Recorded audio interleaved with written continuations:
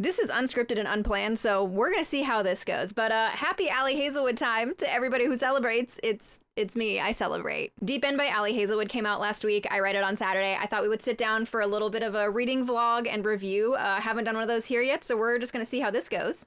And I think I'm gonna do this in 3 sections, which also, like, I feel like I keep breaking all of my YouTube videos up into sections and, like, telling you guys about them at the beginning. I'm just gonna keep doing that, whatever.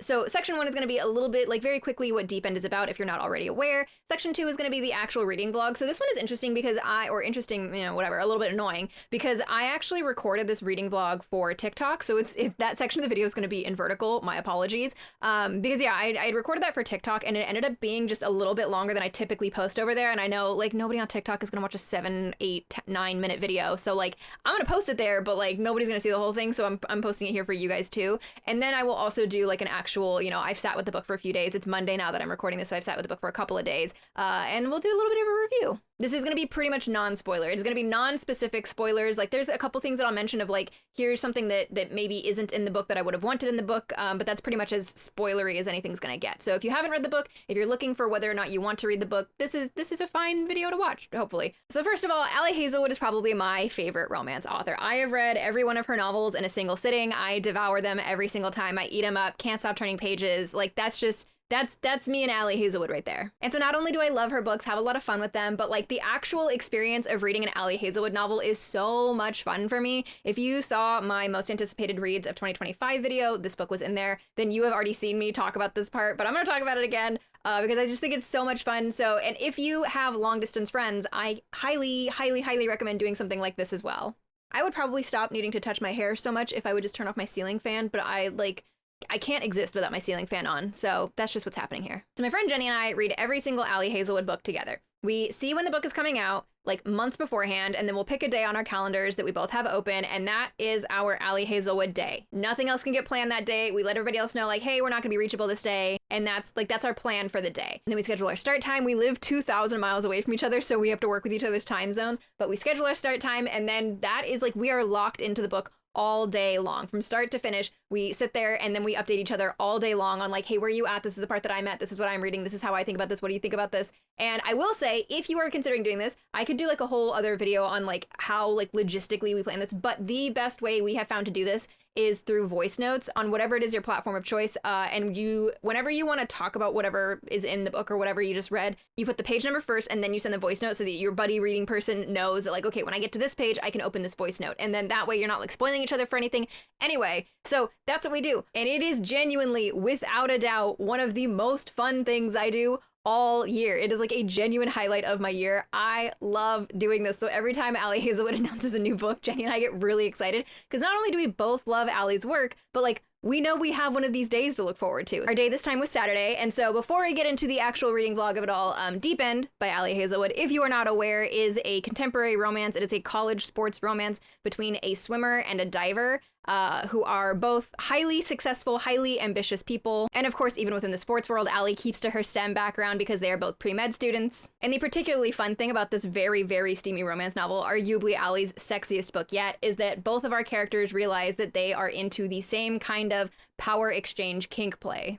Scarlett is a platform diver with absolutely zero time to dedicate to relationships, who is also coming off a very severe injury and of course is a pre-med student in her junior year. So she's got her MCATs and she's getting ready to apply to medical schools, and she's very, very busy. And Lucas, fellow pre-med student, is a senior and a world champion Olympic medalist swimmer who thrives on discipline. It's a sports romance, it's an academic romance, and it's got kink exploration. That's pretty much all you need to know going into this. So that's Deep End, and I'm now going to switch over to the reading vlog portion of this, which again, my apologies, is in vertical, and then we'll come back to this layout for the actual review portion. It is once again Allie Hazelwood Day. It is time for the tradition where my friend and I set aside a day every time a new Allie Hazelwood book comes out to buddy read it together and just blast through the whole book in one sitting. So today we're doing Deep End. I'm so excited. This one is like significantly longer than her other books too, which I'm also hyped for. I got my reading area set up. We got our snacks. Let's go.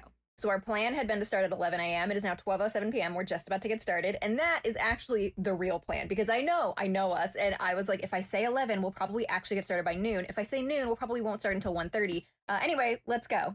Okay. All right, here we go. Look at that also by page. That is filling out nicely. Ooh. Ooh.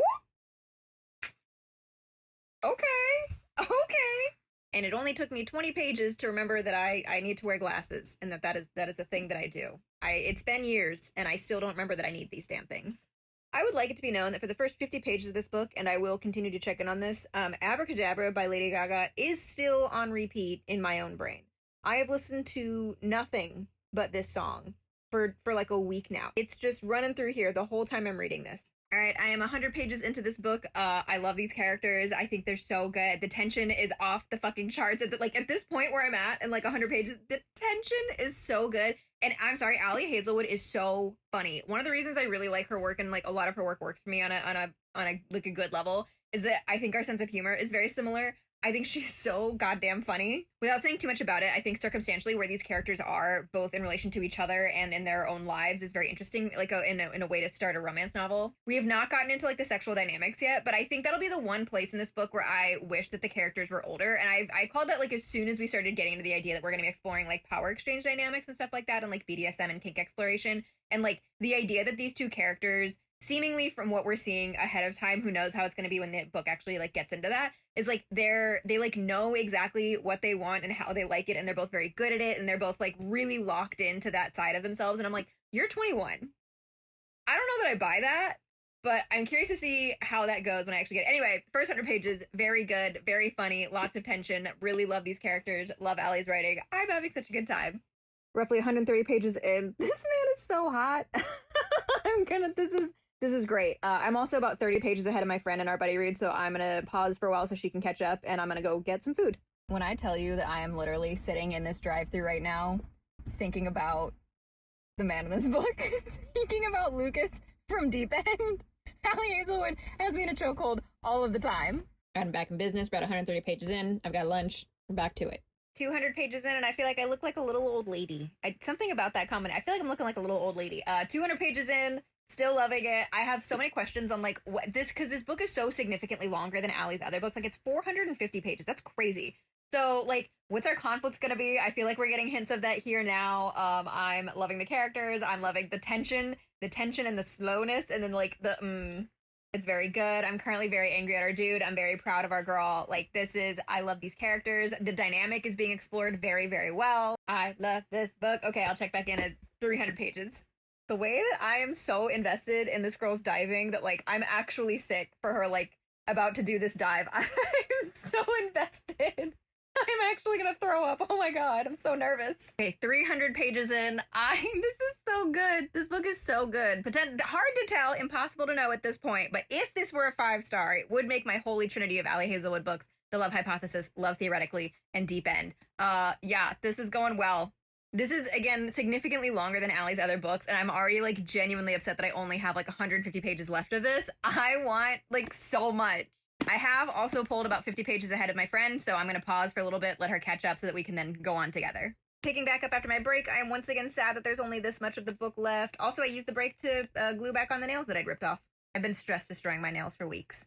I continue to get closer to the end. I did reach a point with this book a little while ago where I was like, does the book need to be as long as it is? Because I feel like there was a run of pages for like 70 pages where like the relationship wasn't changing or advancing. The sports stuff, while interesting, wasn't really changing all that much. And I was like, does it need to be this long, or could we have condensed some things? I don't know. I'm reserving judgment until the end, but I am getting close. I have, like 50 pages left, I think. Just about 20 pages left. I'm going to take a break again so my friend can catch up and we can finish together. I think this is going to end up at like a high 4. There was good potential for like a while for this to be a 5. I do think between like that stagnation that you feel in the last 100 pages of this book, and then like some of the conflict resolution at the end here. I mean, I've got 20 pages. We're going to see what happens, but I think this is going to end up at a high 4. There just came a point where like I feel like the conflict and the plot was just not doing what I wanted it to do. I don't know, there wasn't enough movement. I think this book is a smidge too long, which tracks because at like 440 pages, this is really long for a romance novel. But we'll see how the last bit of this wraps up. All right, I have finished. Jenny's just a few minutes behind me. We'll spend the next hour, I'm sure, debriefing what we've just read, and then I'll do my final little check-in here. Oh, by the way, it was 11:01 p.m. when I finished this. All right, debriefing done. It's a little bit after midnight. I will probably do a dedicated review video for this book, but the Cliff's Notes here. I really, really enjoyed this, as I always enjoy Ali Hazelwood books. I feel like I'm sitting at like a 4.25, maybe a 4.5, 4.25. Very funny. I always love Ali Hazelwood's humor. I really adore both of these characters. I think this is by far Ali Hazelwood's sexiest book, and I really love that. The Places Where It Lost Me. Speaking of the fact that this is like Ali Hazelwood's sexiest book yet, there's a lot of kink exploration here. Like that's kind of the whole point, right? Is like the kink exploration, the power dynamic, the sexual power play. And for all of that and for all of their talk of communication, there is not a single moment, not a single mention of aftercare in this book, and it like genuinely bothers me. That is such a missed opportunity. There is such an eroticism that can be brought to romance novels, especially if you're talking about kink exploration through aftercare, and like just all left on the cutting room floor here. Huge missed opportunity for this.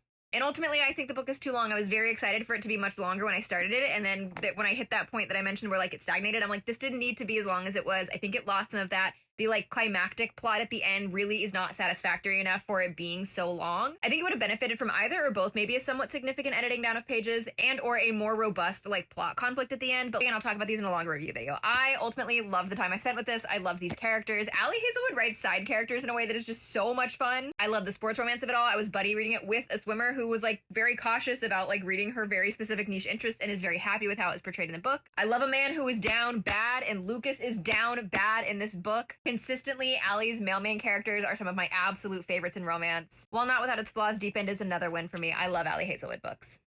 All right, I did finally give in and turn off my ceiling fan, and it feels like it got about 15 degrees hotter in here, and I don't like that. So this, I suppose, is the review portion of the video. So honestly, I feel very similarly to the way that I felt at the end of that reading vlog. I have had some kind of audio fiasco in like most of these videos. My Audition just stopped working in the middle of recording. And I genuinely had to uninstall and reinstall Audition just now. What the fuck was I saying? Anyway, yeah, the review portion of this for Deep End. Okay, yes, I stand by pretty much everything I said at the end of that video that has just been still percolating in my brain. So here's the thing. I loved this book. I really, really did. Like, clearly, as you can see in that reading vlog, like, we were blasting through that. We were turning pages again and again and again. I think for being Ali's longest book, this is actually maybe the one that Jenny and I read the fastest. I think her authorial voice has only gotten stronger in the last few years. Her sense of humor is so locked into mine that like I end up audibly cackling through most of these books. I think that they're so funny. She writes male main characters in romance that just like I love so much. There's something that I kind of run into. There's a problem in romance that I run into more often than one might think, and more often than I would have expected before I ever started reading romance, where like a lot of these books that I'll read, I'm like, okay, you've convinced me for some reason or other that like he's in love with her. Okay, and this always goes for het romances. This always goes for cis het romances, and it's always the dude's problem. But like I'll be sitting there and I'm like, okay, so you're convincing me that he is in love with her. Sure. Does he like her? Like as a person? I run into that so often where I'm like, I don't actually think that he likes her. Like, sure, he's in love with her. And those are two very different things that I need you to develop. Like, I need you to develop that he even likes her as a person before we move on to like trying to convince me that he's in love with her. And Ali Hazelwood never has that problem, ever, because her men are always down bad, down so bad. And this book is no different. Lucas is fully obsessed with this girl. I genuinely appreciate the very specific way that Ali writes her male main characters who care about their partner as a person, as a friend, as, you know, in this case, as a fellow student, as a fellow med student, as a fellow athlete. Like, they respect them on an equal level. And that is like, that shouldn't be hard to find. First of all, it shouldn't be hard to find in fiction, and it certainly shouldn't be so hard to find in real life. But like, Ali does it so well. We're like, I deeply understand and I deeply get that like you're presenting this character to me who views this woman as his equal, as he's better even. And that I think is so important in the way that she's able to build these relationships that feel like real, healthy, lasting relationships. I think she took a really interesting risk with this book in how she positioned these two characters in relation to each other at the beginning of the book. Again, this is not a spoiler, this is literally how the book starts. But the male main character in this book, Lucas, is dating the female main character's best friend. And that sounds like a recipe for disaster, right? Like, you're starting this romance novel by saying, okay, he is dating her best friend, and we're gonna end up with the two of them together. Like, that can't possibly end well. For the most part, I think that that's handled very well. I think there's a very healthy relationship between our female main character, Scarlet, and her best friend. And positioning it in that way, I think, was both an interesting risk to take. I think it was an interesting way to create this dynamic between all of them. And it allows for this very interesting way in which Allie is able to illustrate how good our two main characters are for each other by being able to see sort of these deeper looks at like who he was with his previous partner and who he was to his previous partner, who he was a very good partner to, but like just wasn't right for, right? Like Allie's able to illustrate the way in which you have two people who are fine together and then two people who are perfect together. And that, I think, was a very interesting risk to take, a very one that paid off for the most part. I always appreciate the knowledge that Allie Hazelwood brings to her books. The friend that I was reading this with is a former swimmer who was very, very cautious going into this about like reading about her specific niche interest in a book, because that can go not well. Sometimes I will quite literally never forget. Actually, to be fair, I can't say I'll never forget the book because I have forgotten what book this happened in, but I'll never forget that it happened. I will never forget when I was reading a book where the author tried to make the female main character, a gamer, and said that she was playing Halo on her PlayStation. And I will simply never forget that moment. Have forgotten the book, couldn't tell you where it was from. It's probably good for me. I don't need to be thinking about that, but I did remember that it happened and it upset me. But regardless, yes, it can be a bit of a gamble sometimes reading about like your specific niche interest. So my friend was a former swimmer. She was very cautious she was like, I'm gonna let you know right now just in case it gets annoying at some point. If she gets things about the swimming wrong, I will be annoying about it. And she was very pleasantly surprised by how knowledgeable Allie was on everything. So thumbs up there. And I think the kink exploration was a lot of fun in this book. It is what made it Allie's sexiest book by far, her steamiest book. There are more sex scenes, and the ones that are there are like steamier than in previous novels. It is a ton of fun to read them, and she uses it in a way that like I think kink can work really, really well for building communication and vulnerability in relationships. It is, however, also the kink exploration is also where the book lost me in a couple places. One being their ages. I had a feeling this was going to be a thing when I started the book. So I actually didn't know this was a kink exploration book until I read the author's note at the front that talks about power exchange dynamics, which very exciting. And as soon as I saw that, and then we kind of get into this feeling of these two characters who you kind of get an idea of like, okay, they are into this thing, they are locked into this side of them, they understand the side of themselves, they know that they want this, and they're good at it. It's sort of like what we're led to believe. These characters are 21 and I guess 22 years old. I think he's a year older than her. And this does end up only being a problem to me specifically with him in sort of that way that like he's positioned as somebody who is very good at this dynamic while simultaneously being 22 years old. And like a lot of romance novels, the most emotionally mature 22-year-old that has ever existed fictionally or in real life. But he's only 22 years old. He's been in a 7-year relationship with somebody who wasn't into that dynamic. So like it's a big stretch that he is, you know, seemingly very good at this dynamic and very locked into this lifestyle.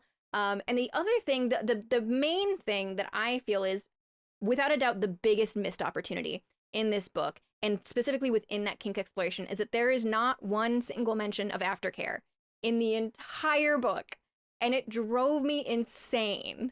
When you were talking about kink, when you were talking about these power exchange dynamics like that, those moments of aftercare, those quiet moments afterward, you can put so much of the eroticism of these moments into that scene. So much of the character building, so much of the relationship building can happen in those quiet after moments.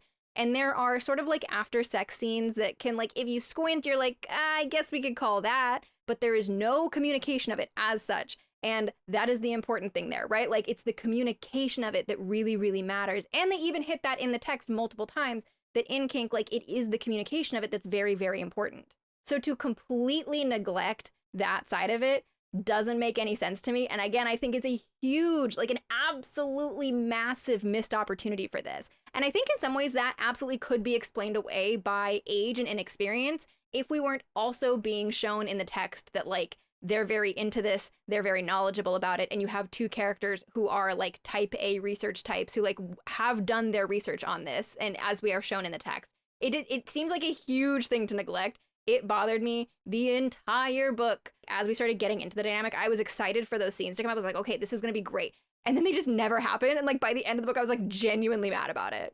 And as mentioned, it is also Ali Hazelwood's longest book. I don't think it should have been. I think that this book is too long. I was really, really excited when we started this book that, like, it is significantly longer. Like, this book is 450 pages, which, first of all, long for an Ali Hazelwood book, long for a romance novel. That is very, very long for a romance novel. And it didn't need to be. Around the, like, 300 to 400, 280 to 380, whatever you want to call it, there's, like, a significant, like, 80-page run where kind of nothing is happening. The relation, like, all of the movement is lateral. The relationship is not changing or advancing. It is staying the same. The sports stuff, while interesting, the sports stuff, the diving and the competitions and the, like, trajectory that she's on, while interesting, is not really advancing or changing at all. It's like everything is very stagnant, very lateral. Nothing is really happening. And it was one of those things where I was like, okay, I like these characters. I'm enjoying the time that I'm spending with them. I'm still, like, turning pages, but, like, are we doing anything here? Is this anything gonna come of this? It really just feels like the entire book stagnated for, like, a good 60 to 80 pages, where I was like I'm still enjoying my time, but, like, what are we doing here? And I think there could have been some pretty significant editing down of those pages. And because it's so long, I think the climax of the book needs to reflect that. Like, there needs to be some, like, okay, this is why we've spent this many pages with it. The climactic point of this book does not live up to the fact that you have spent 450 pages with it. Like, honestly, the climax is pretty anticlimactic, for lack of a better word. I think it both is very anticlimactic, very kind of shallow, and very, like, there's just nothing, there's no zhuzh to it. There's no, like, it's missing a certain je ne sais quoi, right? Of, like, something happening. And I think this is trying to balance the idea of not necessarily needing a really intense third act breakup, which I will say, I am all for freeing romance novels from the shackles of a third act breakup, which this one doesn't quite do, but I feel like it's kind of trying to lean in that direction of, like, not needing such an intense third act breakup. But I don't know. There was just the climax just isn't climaxing. We're not gonna make any no puns intended here, right? It just didn't really do much of anything for me. To be the end of a 450 page book, to be sort of coming back full circle around to a character issue, like, you're kind of resolving this thing that has been kind of boiling in the background. It just didn't do enough, I think, in my opinion, to resolve that issue satisfactorily, to provide a good, like, a good punch, a good plot, something or other. I don't know. It just wasn't enough, I think, in terms of an ending, in terms of a climax in that way. So those are my two main issues. One is the neglecting of any aftercare of any kind. And two, like, it's just too long. It's just too long with an unsatisfactory, like, sort of climax. And other than that, I really loved it. Like, I genuinely had so much fun. I think these characters are really great. I think this was a really, really, really fun book. I really think that Ali is so funny. Again, I think her authorial voice has just gotten stronger over the years. I really did like this book. So I feel like I put it at, like, a 4.25. It's definitely not a 5. He was very close for quite some time, up for, like, the first half of the book, up for, like, the first 2/3 of the book. Maybe this was, like, a really close. I was like, I could see this being a 5-star read. And then it lost me right for those couple of reasons. But, like, it's still very high. I still really, really loved the time that I spent with this book. It is so much fun. It will be a fun reread whenever I go back to it. Here is my pile of Ali Hazelwood books that you totally can't tell, but I know that that's what they are. And I can't wait for her to do more. Ali Hazelwood remains one of my favorite romance novels, romance authors. I think her work is so much fun. And anyway, now I'm just talking just to talk, which seems to always happen at the end of videos, because I just keep on rambling. I just keep on going, so we're just gonna not do that. Okay. And I'm gonna hope that Audition did not screw all of this up. Let's see.